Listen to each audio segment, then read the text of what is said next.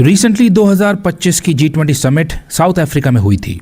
इस समिट से एक देश मिसिंग था, अमेरिका। और उसी देश अमेरिका के साथ साउथ अफ्रीका का एक बहुत बड़ा डिप्लोमेटिक क्लैश चल रहा है। अमेरिकी राष्ट्रपति डोनाल्ड ट्रंप ने कहा है कि 2026 में अमेरिका में होने वाली G20 समिट में साउथ अफ्रीका को इन्वाइट नहीं किया जाएगा। 2026 की G20 प्रेसिडेंसी अमेरिका के पास है। अगले साल अमेरिका फ्लोरिडा में G20 समिट को होस्ट करेगा। इसमें साउथ अफ्रीका को इन्वाइट नहीं किया जाएगा। चलिए इसके पीछे के पॉलिटिकल, पर्सनल और आइडियोलॉजिकल कारण समझते हैं। साउथ अफ्रीका के प्रति ट्रंप का ये गुस्सा नया नहीं है। उनकी पहली टर्म के दौरान भी साउथ अफ्रीका के प्रति ये नाराजगी दिखाई दी थी और उनकी दूसरी टर्म के दौरान भी ये नाराजगी जारी है। आपको याद होगा कि 2023 में भारत की प्रेसिडेंसी के दौरान न्यू दिल्ली में हुई G20 समिट में अफ्रीकन यूनियन को ऑफिशियली G20 का मेंबर बना लिया गया था। तो ऑफिशियली तो G20 ग्रुपिंग अब G21 हो चुकी है, बट कॉमनली इसे G20 ही कहते हैं। यूरोपियन यूनियन भी G20 का सदस्य है और 2023 में एक और रीजनल ऑर्गेनाइजेशन अफ्रीकन यूनियन को भी इसका सदस्य बना लिया गया था। 2025 में पहली बार किसी अफ्रीकन देश के पास G20 की प्रेसिडेंसी थी। वो देश है साउथ अफ्रीका। साउथ अफ्रीका के जोहान्सबर्ग में G20 समिट को होस्ट किया गया। दुनिया भर से लीडर्स ने इस G20 समिट को अटेंड किया। भारत के प्राइम मिनिस्टर मोदी ने भी इस समिट को अटेंड किया। उन्होंने इस समिट को one of the most successful summits कहा। लेकिन डोनाल्ड ट्रंप की एडमिनिस्ट्रेशन ने इस समिट को टोटली बॉयकॉट कर दिया। ट्रंप के मुताबिक साउथ अफ्रीका में ह्यूमन राइट्स अब्यूसेस हो रहे हैं। साउथ अफ्रीका में वाइट फार्मर्स को टारगेट किया जा रहा है। इसी के चलते ट्रंप साउथ अफ्रीका से नाराज हैं। साउथ अफ्रीकन अथॉरिटीज ने इन आरोपों को खारिज कर दिया है। मल्टीपल इंटरनेशनल फैक्ट चेकर्स ये कंफर्म कर चुके हैं कि साउथ अफ्रीका में वाइट फार्मर्स को सिलेक्टिवली टारगेट नहीं किया जा रहा है। इंडिपेंडेंट रिसर्चर्स भी इस बात को वेरीफाई कर चुके हैं कि साउथ अफ्रीका में वायलेंट क्राइम सभी ग्रुप्स को अफेक्ट करता है, केवल वाइट फार्मर्स को टारगेट नहीं किया जा रहा है। इस तरीके का कोई भी एविडेंस नहीं मिला है कि साउथ अफ्रीका में वाइट फार्मर्स के अगेंस्ट कोई सिस्टमैटिक कैंपेन चलाई जा रही है। तो इस प्रकार के नैरेटिव्स केवल फार राइट ग्रुप्स के द्वारा पुश किए जा रहे हैं। इलॉन मस्क जैसे लोग जो ट्रंप के करीबी हैं, वो इस प्रकार के नैरेटिव्स को एम्पलीफाई करते हैं। इसी का नतीजा है कि ट्रंप इन नैरेटिव्स पर पूर्ण विश्वास करने लगे हैं और बिना एविडेंस के वो इन नैरेटिव्स को बार बार दोहराते हैं। इसी के चलते बात इतनी बढ़ गई कि ट्रंप ने G20 समिट को बॉयकॉट कर दिया। यहाँ तक कि किसी सीनियर US ऑफिशियल को भी G20 समिट अटेंड करने के लिए नहीं भेजा। काफ़ी ऑकवर्ड स्थिति हो गई थी क्योंकि 2025 में G20 की प्रेसिडेंसी साउथ अफ्रीका के पास है और 2026 में प्रेसिडेंसी अमेरिका के पास होगी। तो साउथ अफ्रीका को हैंडओवर करना था प्रेसिडेंसी अमेरिका को। सेरेमोनियल गैवेल का हैंडओवर होना था, बट ना वहाँ पर ट्रंप मौजूद थे, ना कोई US का सीनियर ऑफिशियल मौजूद था। तो साउथ अफ्रीका ने प्रोटोकॉल फॉलो किया। G20 की प्रेसिडेंसी का ऑफिशियल ट्रांसफ़र एक लो लेवल एम्बेसी ऑफिसर को कर दिया। डोनाल्ड ट्रंप ने इसे एक पर्सनली इंसल्ट के रूप में देखा। उनके मुताबिक प्रेसिडेंसी को प्रॉपर्ली हैंडओवर नहीं किया गया था। साउथ अफ्रीकन प्रेसिडेंट ने अमेरिका को मॉक भी किया था, ये कहकर कि अमेरिका ने यदि G20 समिट अटेंड नहीं करी है तो कोई बात नहीं, हम खाली कुर्सी को हैंडओवर कर देंगे गैवेल। अमेरिका के बिना इन्वॉल्वमेंट के G20 समिट को आगे बढ़ाया गया। फाइनल डिक्लेरेशन सभी पार्टिसिपेटिंग मेंबर्स की सहमति से अडॉप्ट कर लिया गया। इस डिक्लेरेशन के अंदर जो बातें थीं वो भी अमेरिका को बिल्कुल पसंद नहीं है।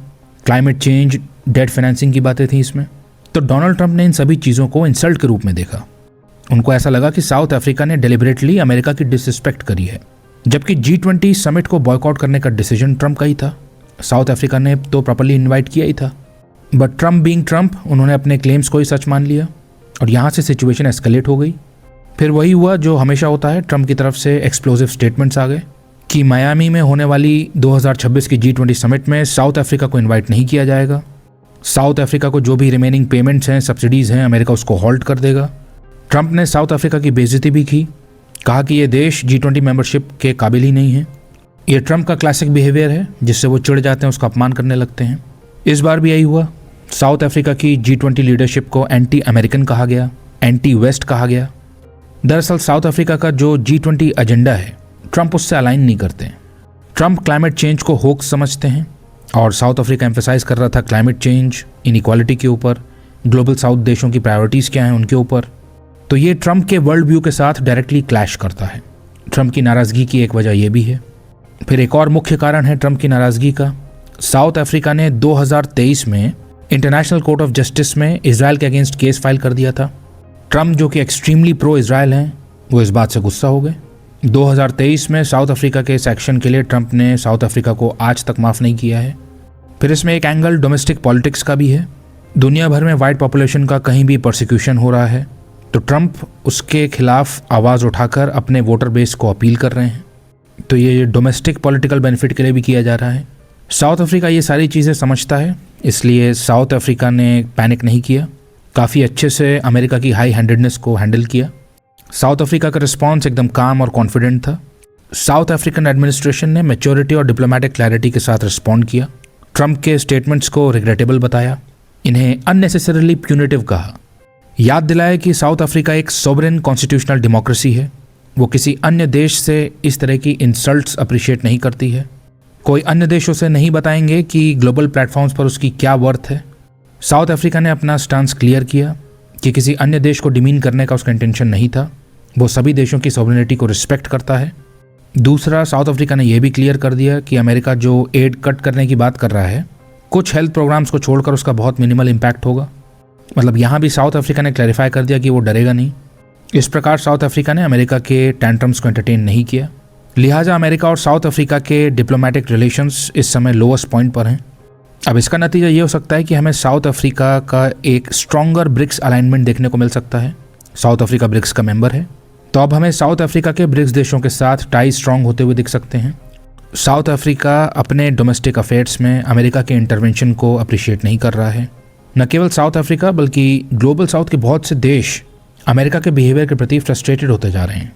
और जिस प्रकार साउथ अफ्रीका ने अपनी सॉवरेनिटी के लिए आवाज़ उठाई है, इससे बाकी देशों का भी हमें एक ज़्यादा असर्टिव स्टांस देखने को मिलेगा ग्लोबल प्लेटफॉर्म पे। ऑलरेडी G20 में पार्टिसिपेटिंग मेंबर्स ने कहा कि जोहानिसबर्ग में हुई 2025 की G20 समिट एक ह्यूज सक्सेस थी। भले ही अमेरिका ने इसे बॉयकॉट किया हो, लेकिन बाकी दुनिया ने इसकी इंपॉर्टेंस को रिकॉग्नाइज़ किया। और साउथ अफ्रीका ने अपनी तरफ से बहुत रिपीटेड अटेम्प्ट्स किए थे कि टाइज को सुधारने के लिए, बट ट्रंप ने अपनी आइडियोलॉजी और मिस इन्फॉर्मेशन के कारण साउथ अफ्रीका के इन अटेम्प्ट्स को सीरियसली नहीं लिया, इन्हें रिजेक्ट कर दिया। ये एपिसोड फिर से ग्लोबल साउथ देशों के अमेरिका के परसेप्शन को रीशेप करेगा। ग्लोबल इन्फ्लुएंस में हमें रीशफलिंग ऑलरेडी देखने को मिल रही है। वर्ल्ड ज़्यादा से ज़्यादा मल्टीपोलर होता जा रहा है। काफ़ी सारे देश अपने प्रति हो रहे अनफेयर ट्रीटमेंट को कॉल आउट कर रहे हैं, हाई हैंडेडनेस को कॉल आउट कर रहे हैं, एरोगेंस को कॉल आउट कर रहे हैं। ऐसे में साउथ अफ्रीका जैसे देश बाकी देशों के सामने एग्जाम्पल प्रेजेंट कर रहे हैं कि कैसे इन सब चीज़ों से नेविगेट करना है।